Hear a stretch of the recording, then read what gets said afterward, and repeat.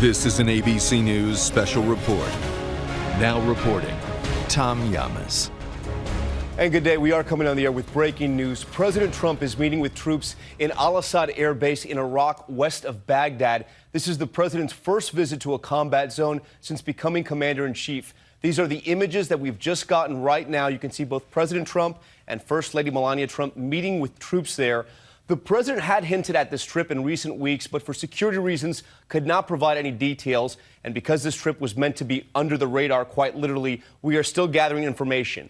This trip does come with the backdrop of two major moments in his presidency, first being some of the chaos in Washington right now, the shutdown underway amid his own staff shakeups, but also, and more importantly, as it relates to this trip, his decision to pull troops out of Syria and also an expected drawdown in Afghanistan. And his Secretary of Defense, we should mention, has just resigned. With that, I want to get to our senior national correspondent, Terry Moran, who has been monitoring the president's movements from Washington. And Terry, the president will be greeting our brave men and women overseas at a time he's signaling he wants to bring troops back home. That's right, Tom. This has been his signature issue on foreign policy from the time that he ran, which is put America first. We're done trying to take care of the rest of the world, especially through force of arms and large deployments. That is his philosophy. But take a moment as we show these pictures. Look at the smiles on the faces of the men and women serving over there. 14,000 Americans in uniform in Afghanistan. And for anybody who's been overseas with them, as I know you have, it is great for them, frankly, to be remembered at a time like this by their commander-in-chief. Whatever you think of President Trump, this is a moment for them to be recognized, to spend some time with the President of the United States while they serve the country. But you are absolutely right. This is President Trump and a very different mission than President Obama or President Bush had. They were both very keen on making sure that the troops were there for the duration until victory, however defined. President Trump makes no secret. He doesn't want America having large deployments, indeterminate, never-ending overseas. And we're seeing the America First president over there, really, for the first time with troops in a combat zone, as you pointed out, but making a difference for them on an individual basis, as every president does. And Terry, I want to point out these images we're just seeing now. This is the first time we're seeing these images from the president and the first lady who have touched down in Iraq, meeting with the troops there during this Christmas holiday. Terry, you know, he did take some flack, though, for taking this long to get to a combat zone. He sure did. It had been noted that other presidents, President George W. Bush and President Obama, made visits to combat zones fairly frequently. President Trump had not, and he bridled at that criticism, as he does at pretty much every criticism. But it was leveled at him because it was noticed by men and women in uniform, certainly noticed by the media.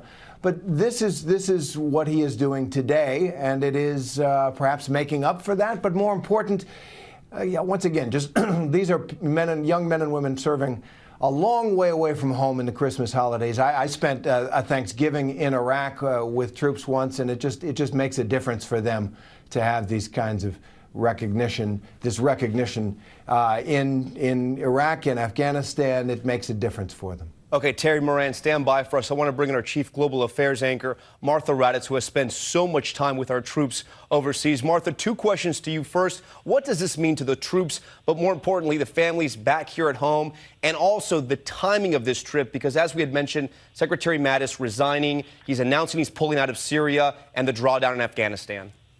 Well, Tom, as Terry mentioned, it means a great deal to the troops. It is always a great thing to be recognized by your commander-in-chief and having travel over there.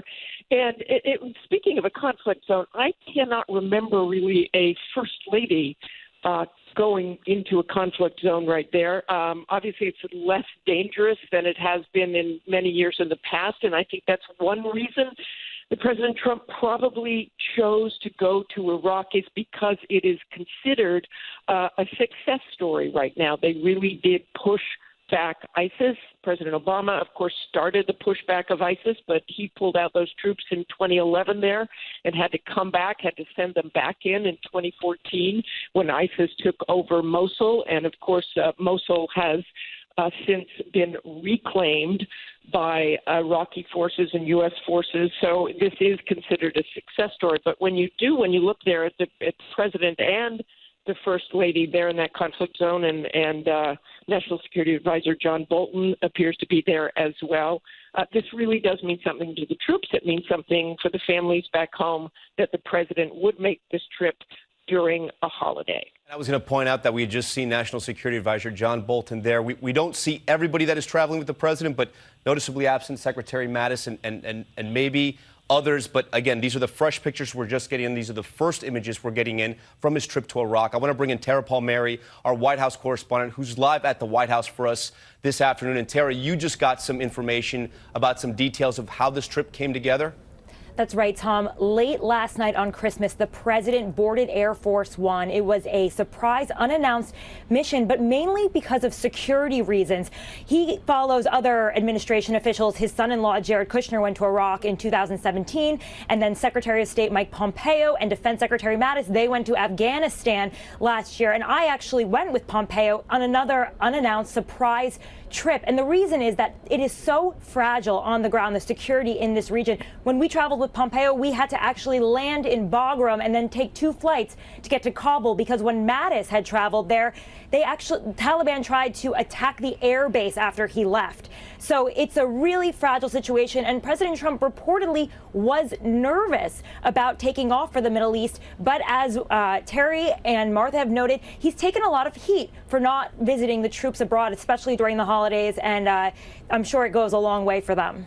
Tara Palmieri with some of that new reporting this afternoon. Tara, our thanks to you. And again, as Tara said, these trips are so dangerous. They literally are under the radar because of the security risks. As Martha noted, the First Lady accompanying President Trump on this trip, that's something that is somewhat unique in the last few administrations we've seen. We usually do not see First Ladies visit combat zones, definitely not in recent memory. So that stands out to us as well, and we will have much more on this. Again, if you're just tuning in, President Trump and First Lady Melania Trump visiting the troops, some of our troops stationed in Iraq. We're going to have much more on this story on ABC News Live and, of course, on abcnews.com, and we'll have a full wrap-up on World News Tonight. We thank you so much for watching. I'm Tom Yamas in New York. We now return to our scheduled programming. This has been a special report from ABC News.